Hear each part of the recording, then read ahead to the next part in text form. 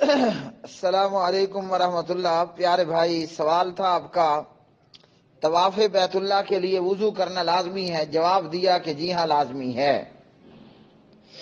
اب آپ نے شیخ الاسلام امام ابن تیمیہ رحمہ اللہ تعالی، اللہ تعالی شیخ الاسلام کی قبر کو جنت الفردوس کا باغ بنائے، اور اللہ وحدہ لا شریک ہمیں ائمہ اسلام کی تعلیمات سے پوری طرح فائدہ مند ہونے کی توفیق عطا فرمائے، اور اللہ تعالی ہمیں ان ائمہ کرام رحمہ اللہ تعالی بشمول شیخ الاسلام امام ابن تیمیہ رحمہ اللہ تعالی ان کی راہ اور راستے کو اختیار کرنے کی توفیق عطا فرمائے کہ یہی سبیل المومنین ہے۔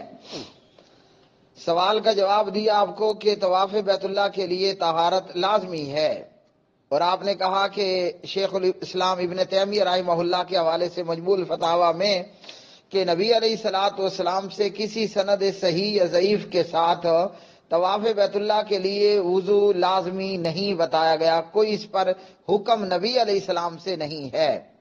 جی میرے بھائی، طواف بیت اللہ کے لیے باوضو ہو کر طواف بیت اللہ کرنا یا بے وضو ہو کر، اس سلسلے میں علماء کی مختلف آراء ہیں، ائمہ کرام رحمہ اللہ تعالی کی مختلف آراء ہیں، ایک دوسرے سے ملتی جلتی یا ایک دوسرے سے مخالف۔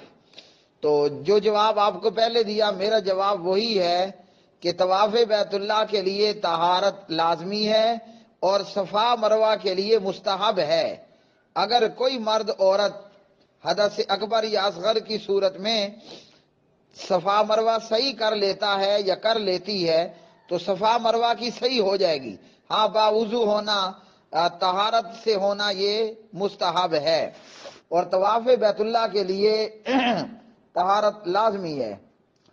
شیخ عبدالعزیز بن عبداللہ بن باز رحمۃ اللہ علیہ سے سوال ہوا تو لکھتے ہیں کہ طواف بیت اللہ کے لیے طہارت لازمی ہے، صحیح کے لیے افضل ہے کہ طہارت کے ساتھ ہی صحیح کی جائے۔ فتاوی اسلامیہ پیج نمبر 332 جلد نمبر 2 مکتبہ دارالسلام۔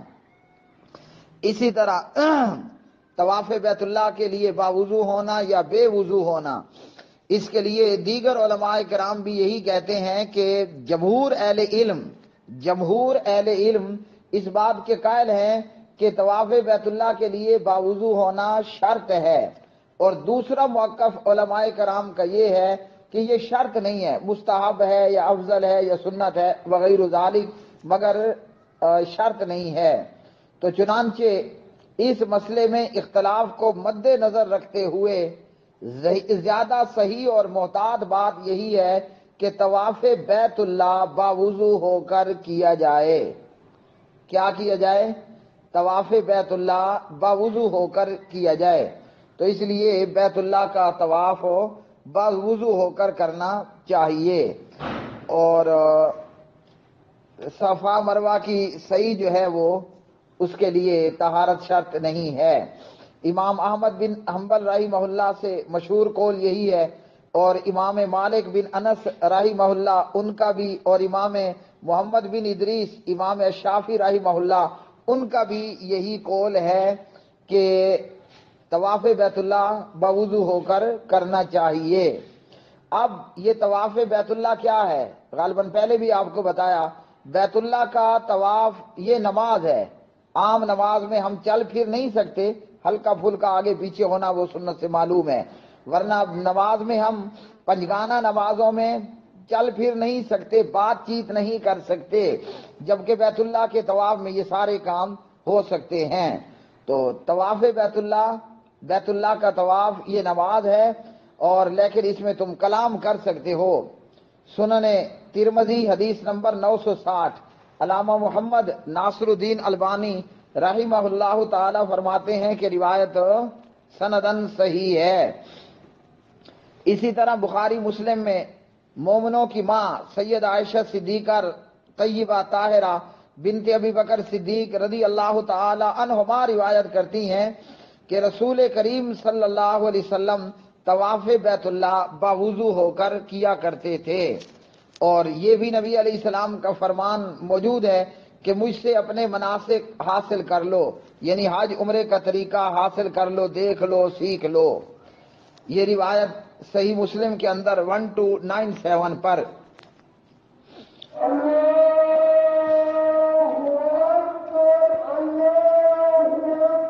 واللہ تعالی عالم بالصواب۔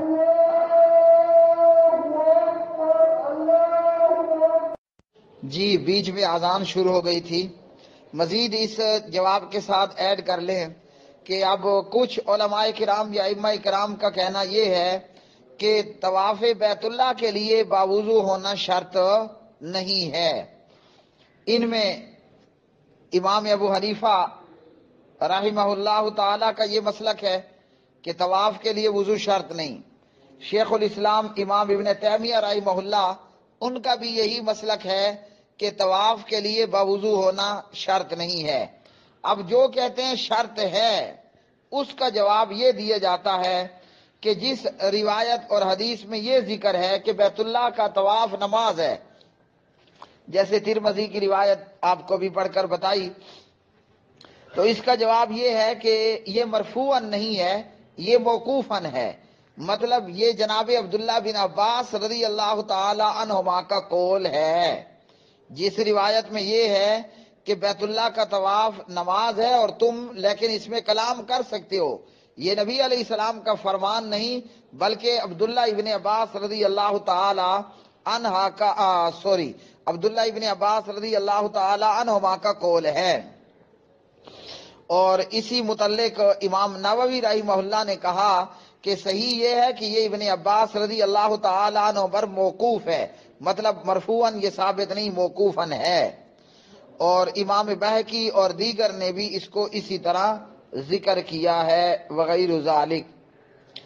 تو اب ان کا قول یہ ہے امام ابو حنیفہ اور امام ابن تیمیہ رحمۃ اللہ علیہما کہ یہ شرط نہیں ہے، لازم نہیں ہے، اور یہ کہ زیادہ محتاط بات اسی میں ہی ہے کہ باوضو ہو کر طواف بیت اللہ کیا جائے۔